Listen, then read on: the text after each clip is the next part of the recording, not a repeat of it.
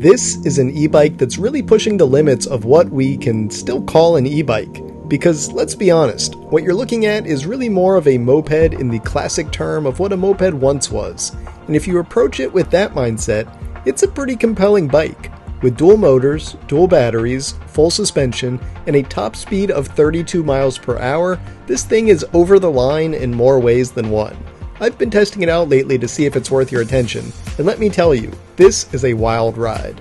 Hey everyone, Micah here with Electrek, and this wild-looking e-bike here in front of me is the Luckeep M5 Ultra. It's got 2 batteries, 2 motors, and full suspension. Come along with us while we check it out. The very first thing you notice about the Luckeep M5 Ultra is the power. The bike packs 2 hub motors, each capable of 1500 watts peak. Together that's 3000 watts on tap, and a claimed 240 newton meters of torque. In real life, it basically means this thing pulls like crazy. Hills, sand, gravel, nothing is going to slow it down. Well, except for those dual piston hydraulic disc brakes, but even those might protest a tiny bit at first. And then there's the battery, or rather batteries. The M5 Ultra runs 2 52-volt 20-amp-hour packs, giving you a combined 2,080 watt-hours of capacity. The company claims up to 160 miles of range. In my testing, with a mix of throttle and pedal assist, I think you're going to get closer to 60 or 70 miles. Still, that is more than double what most fat tire e-bikes can manage, and almost 2.1 kilowatt hours of capacity is a ton of battery for any e-bike. The only weird thing I would say about the batteries here is that you can't use them together. They are a one-at-a-time deal where you swap the discharge plug over from one to the next, and they have this strange removal process if you are taking them out of the bike. It's a bit odd, to say the least. But hey, you're literally getting 3 times the average battery capacity of a normal e-bike, so I can't complain too much there. The frame, that's built from 6061 aluminum and paired with a dual crown hydraulic suspension fork up front and a pair of coilover shocks in the rear for that rear swing arm suspension. I'm going to go out on a limb here and assume that those piggyback reservoirs are fake, not exactly a gamble of the century, but the suspension still feels fine for general road use and even some light off-roading. Combine that with the 20 by 4 inch fat tires, and you've got a machine that can handle some bumps and bruises along the way. It feels less like a bicycle in that sense, and maybe more like a light dirt bike. Considering the bike weighs about 95 pounds, that not feeling as much like a bicycle is pretty much par for the course.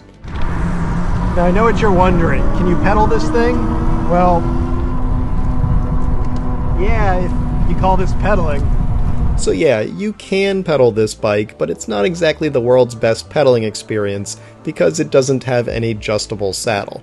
Now you do get a 7-speed shifter, though it's the bottom of the barrel basic Shimano stuff, so while you can downshift and pedal if you ever run out of that massive 2 kilowatt hours of battery, it's just not designed to be great at pedaling.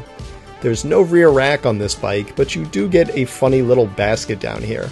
I guess if there aren't water bottle bosses, then at least there's a basket to toss your bottle in. I don't know, a bit of a weird choice there. Now, there are a lot of things on this Luckeep that feel like your basic kind of crappy clone e-bike, but one thing that I really like that they did is giving this grab handle here, because it makes it so easy to just pick up and muscle this thing around, like if you're in your garage and you're trying to just move it around, which is good that they gave it to you, because if you try to pick it up by the seat, it feels like the seat's just going to come off in your hand. Okay, but enough about the specs. What you guys came here for is the speed. And yes, I can tell you that this thing is fast. Like 32 miles per hour on throttle fast. Which, yes, is technically not legal in many areas, so you should check your local laws. Even if it is legal where you are, normally I would say that you should definitely not do these kinds of speeds in a bike lane. At least not an urban bike lane where you're surrounded by other vulnerable cyclists who you share the lane with. But like all fast e-bikes, there is a time and a place, and an entirely empty bike lane that is really just a thin painted line on the shoulder of a 45 mile per hour road where everyone's actually doing 55 miles an hour is pretty much the time and the place. We can debate fast, out-of-class e-bikes all day, and that's a discussion I'd be happy to have because there are excellent points on both sides of that debate.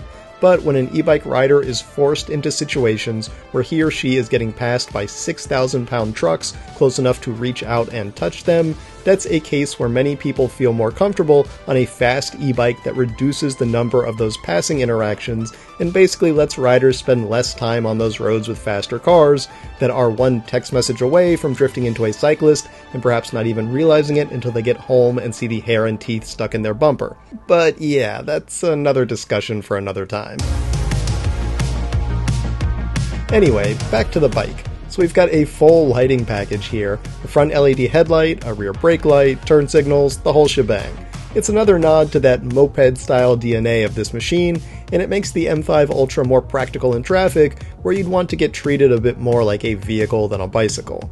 Between the lights, the seat that's more moped-style than bicycle, and the overall stance of the bike, you really do feel like you're riding something closer to a mini motorcycle than a traditional e-bike. And for that reason, the Luckeep M5 Ultra probably is not for everyone. At nearly 100 pounds, it's not a bike you're going to throw on a wall rack or carry upstairs. And depending on where you live, its 32 mph top speed means it might be a non-starter for not being a legal e-bike at all. But if you want something that feels like a small electric motorcycle without actually giving up the pedals, this thing delivers. It's powerful, it's got massive range, and it's just plain fun. And with a price of around $2,100, or potentially as low as $1,899 depending when they have these sales, you're getting a lot here. That's not cheap, but it's a dual motor, dual battery, and big batteries at that, and dual suspension e-bike, all of which adds to the price. This might not be the right bike for everyone, and it's probably too much bike for a lot of people, but it's also probably the right bike for a few people. And to be honest, that is what I love about the state of the e-bike industry right now, that there are so many wild things out there that everyone can find something for them. That being said, with these fast, powerful, and out-of-class bikes, it is incredibly important to use them responsibly, use them safely, and not give e-bikes a bad name. No one wants to endanger anybody, no one wants to get hurt on their ride, and no one wants to bring more undue scrutiny on this industry. So everyone, please be safe out there. Thanks for watching, everyone. We hope you enjoyed that review of the Luckeep M5 Ultra. If you did, why don't you give this video a thumbs up? And don't forget to subscribe so you won't miss any of our future electric vehicle videos. We'll see you here next time.